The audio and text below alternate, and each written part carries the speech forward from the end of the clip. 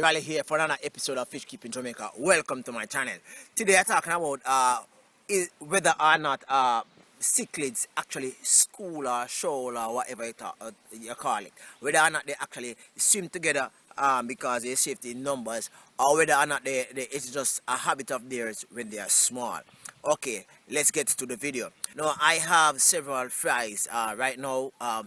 The climate actually determine whether or not my fish breed, and I have some fries coming up. So I have some chromide, I have some Jack Dempsey, I have some convict cichlids coming up.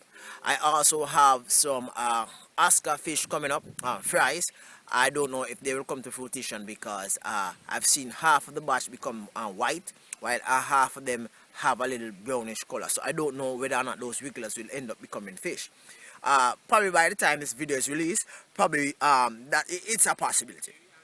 Alright, so I've noticed my chromide fish, the fries, I took out 2 batches and I placed them in 1 container. And together is about 100 fries swimming together. Right now, these fries, you have to say them have a leader, right? Because they are always moving from one section to the next, and it's like no matter how some of them at the back or in the middle might stop and be like consuming at the side of the pond, the algae or the microorganism within the algae. You find that they don't stay long, they actually move with the crowd. And I've also noticed this with the convict cichlids too. The convict cichlids have this moment where in which all of them actually swim to one section of the pond, and then they will actually swim to the base of the pond, right? I've also noticed this with the Jack Dempsey, right, where in which these are juveniles, by the way. Fries are not yet, right? So I noticed these with the 3 cichlids in which I mentioned before: chromide, convict, and Jack Dempsey, right? Now these fries actually swim together, right? It's as if it's just swimming in unison, and there's no breaking up the line. And when it comes down to food, you'll have the bigger ones at the should I say, for the juvenile Jack Dempsey. When it comes down to food, you have some small Jack Dempsey, you have some medium size, right? Because they were actually born at different stages, different months apart, right? So you have the smaller one will go up, will actually test the food, and if he does stay, the larger one will come. But if he comes down, you'll never find any other actually go up to see what's happening until a long time after. I have noticed this over a couple of weeks in observing these fish, right? Schooling fish and shoaling fish are 2 different fish. I'll do a video on that very shortly, right? 2 different type of behavior, right? And one might say that whether or not this behavior of cichlids are actually learned, or is it something that as a result of nature they actually they have been born with it, right? So just like how human sociologists would say that human behavior are nature are based on nature and nurture, I wonder, I ponder sometimes whether or not convict cichlids, fish on a whole, aquarium fish on a whole in which I keep, are actually nurtured to behave a particular way.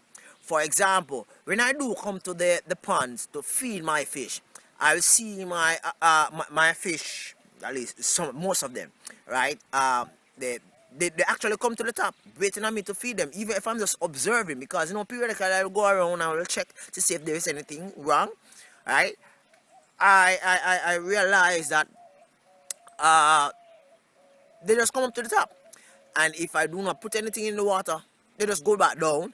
And even if I pass again, they'll come back up. And some of them is very feisty, like the Jack Dempsey or the Oscar.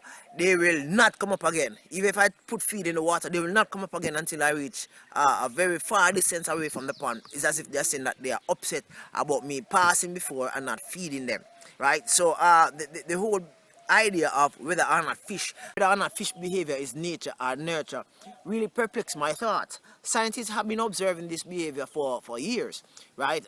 Several persons have their own conclusion.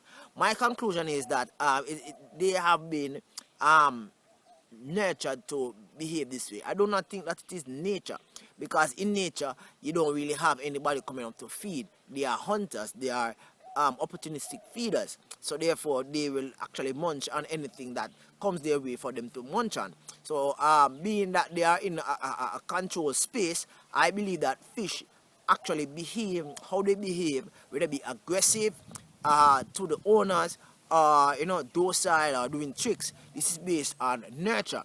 Some fish, they are not really aggressive out in nature. It is as a result of they being within this small box that they have actually grown to become bullies.